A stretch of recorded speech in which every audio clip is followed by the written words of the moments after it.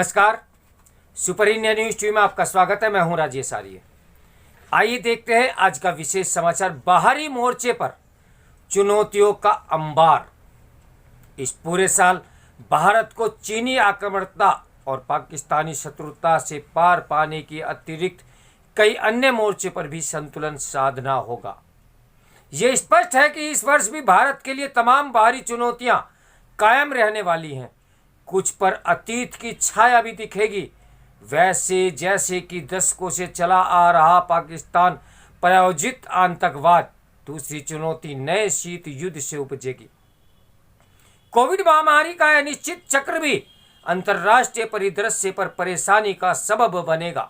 ऐसे में इस जटिल बाहरी परिस्थिति से सफलतापूर्वक निपटने के लिए भारत को सतर्क रहना, कूटनीतिक निपुणता दिखाने और सामाजिक स्तर पर शांति स्थापित करने की भी आवश्यकता होगी।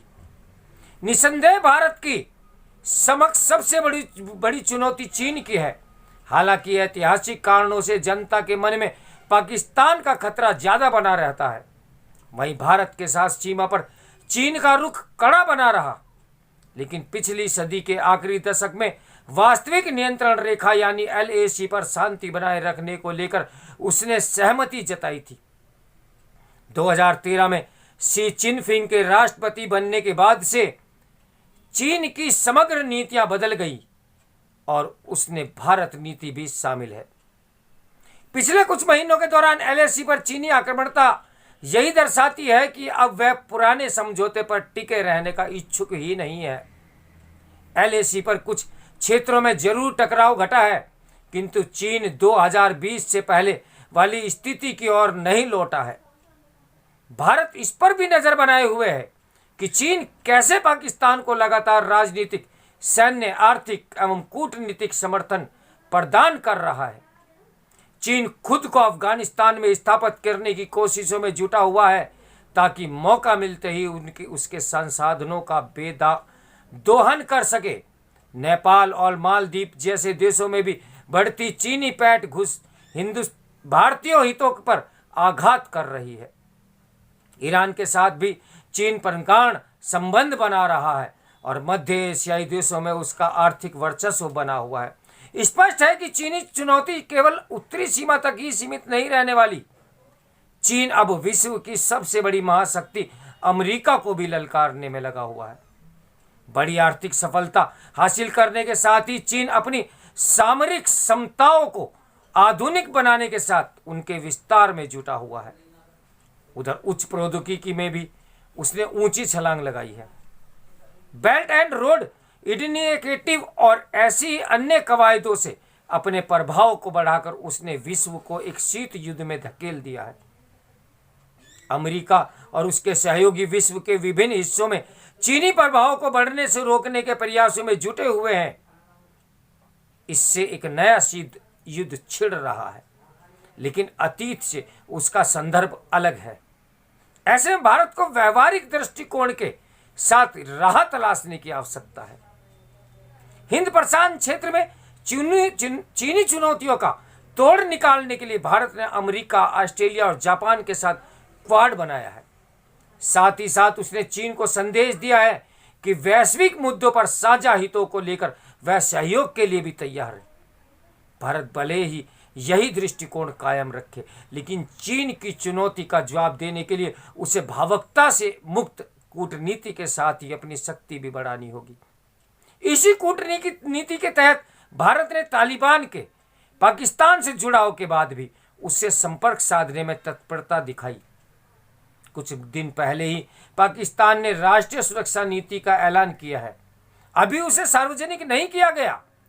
दावा किया जा रहा है कि उसका स्वरूप समग्रता लिए है, जिसमें पानी और खाद्य सुरक्षा और आर्थिक सुरक्षा को भी शामिल किया गया है।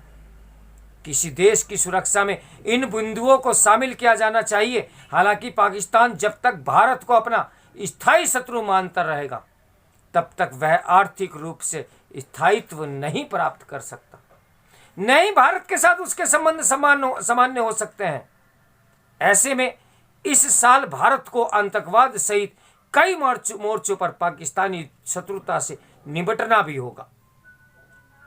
उधर कोरोना के नए वेरिएंट ओमिक्रॉन ने इन दिनों दुनिया में अपनी दहशत फैला रखी है। भारत में भी उसके मामले बढ़ने लगे हैं। यह महामारी न केवल भारतीय अर्थव्यवस्था को प्रभावित कर रही है, बल्कि कूटनीति पर भी उसका साया दिखाई दे रहा है। अपने हितों के साथ कोई समझौता किए बिना भारत को टीकों के निर्यात पर बनने वाले दबाव से भी निपटना होगा। इसके लिए कूटनीतिक कौशल की आवश्यकता होगी। इस पूरे साल भारत को चीनी आक्रामकता और पाकिस्तानी शत्रुता से पार पाने के अतिरिक्त कई अन्य मोर्चों पर भी संतुलन साधना होगा। मिसाल के तौर पर पश्चिम एशिया में एक दूसरे के बैरी ईरान और संयुक्त अरब अमीरात के साथ सही समीकरण बैठाने होंगे। वहीं रूस के साथ संबंध बिगाड़े बिना ही अमेरिका के साथ भी गलबहियां और बढ़ानी होंगी।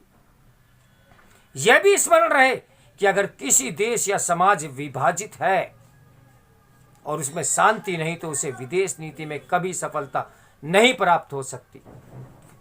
भारत का इतिहास इसका प्रमाण है। सामाजिक फूट के कारण राजनीतिक एकता नहीं बन पाई और उस कारण विदेशी आक्रांताओं का सामना नहीं किया जा सका। इतिहास का यह सबक भी आज भी प्रासंगिक है कि जब भारत सुरक्षा संबंधी चुनौतियों से जूझ रहा है, ऐसे में सरकार की अगुवाई में पूरा राजनीतिक वर्ग और धार्मिक नेताओं एवं बुद्धिजीवियों को एकता का संदेश देना होगा। उन्हें स्वयं अनुकरणीय उदाहरण प्रस्तुत करना होगा। उसमें कोई कटुता, तल्खी, आक्रामकता नहीं होनी चाहिए। अफसोस की बात है कि आज ऐसा नहीं है। सामाजिक संतुलन और सौहार्द बढ़ाने के बजाय वे जाति और मजहब के आधार पर विभाजन में जुटे हुए हैं। अतीत में ऐसे गैर जिम्मेदाराना व्यवहार ने केवल दुश्मन देश को मददगार बनने में के साथ ही देश को गुलामी में धकेला।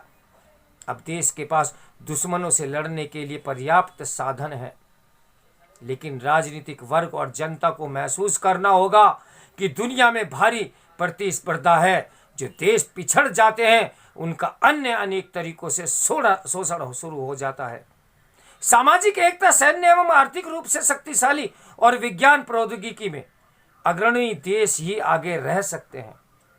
हमें सदैव सतर्क रहकर यही कहना होगा कि लम्हों ने खता की और सदियों ने सजा पाई वाली स्थिति से अब बचना होगा। इसके लेखक हैं